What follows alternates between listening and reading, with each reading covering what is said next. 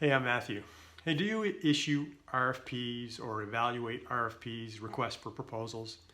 If you do, I'm going to tell you the most common reason why most RFPs fail, and also, even if they don't fail, why you end up overpaying for the product or service that you're seeking. So, you may be familiar with RFPs, requests for proposals, are issued by companies who want a product or service, and they usually issue it publicly or invite a select number of companies to bid on these projects. So I've been an entrepreneur for 25 years, a variety of companies, and I've probably reviewed and responded to hundreds and hundreds of RFPs. In fact, a number of years ago, many years ago, I stopped reviewing and responding to RFPs unless we were specifically invited to bid and that we analyze and assess the project before we would even do up a proposal. And that's because of this negative experience we've had over the years pursuing projects through the RFP process. And if you're on the other end of that, I want to help you understand the view from our side as companies who are trying to bid and trying to deliver a product or service to you. So the most common reason for an RFP to fail is because the needs, your needs, the client needs, are not properly articulated. And so what that does is when a vendor supplier such as myself evaluates that, we have to end up making assumptions. Right? We have to assume certain things that are not in the RFP. And when we make assumptions, some of them are small, not a big deal. Many of them can be very big and a very big deal. And by big deal means if we get it wrong, we're not meeting your needs, even though we could have gotten it right. We may actually have the exact product or service you need, but because we're making an incorrect assumption, we're missing the target.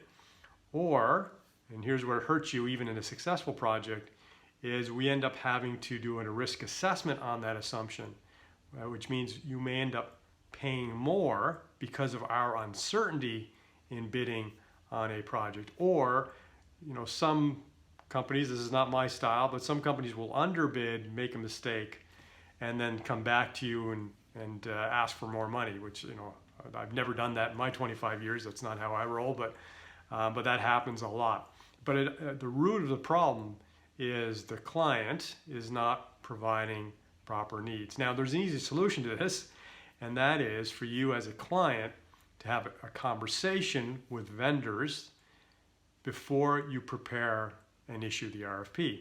If you have a conversation with the right vendors, what we'll be able to do is help articulate for you and help define for you and give you clarity on exactly what it is you're looking for, and also, equally important, what you're not looking for.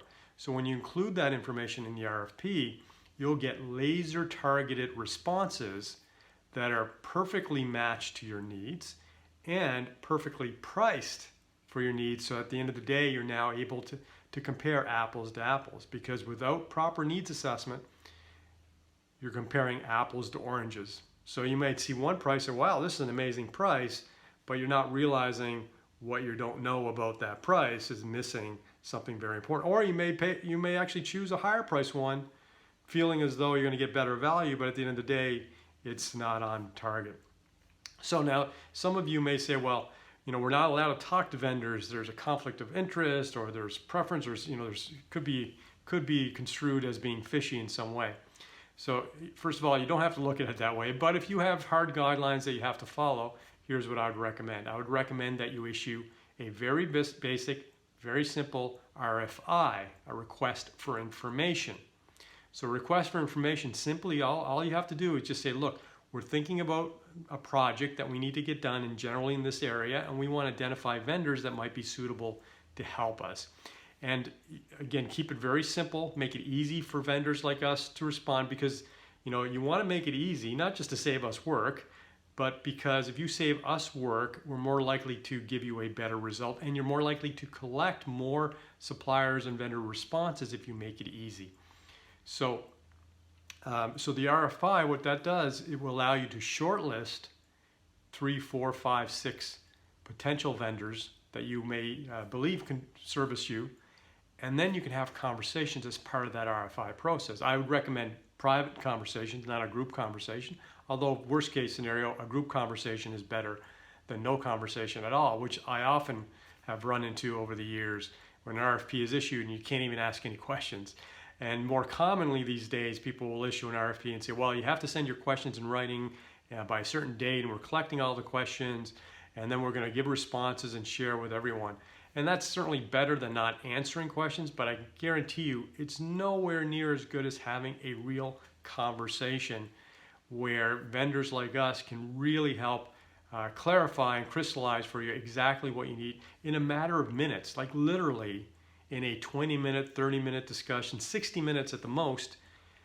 You'll be able to save thousands and thousands and thousands of dollars and get a solution that is perfectly on target for your needs. So anyway, I encourage you to do so. It's not necessarily going to help me because, as I mentioned, I'm out of the RFP business unless I'm specifically invited. Luckily, I have the privilege of having very specialized expertise and knowledge in experiential learning and training.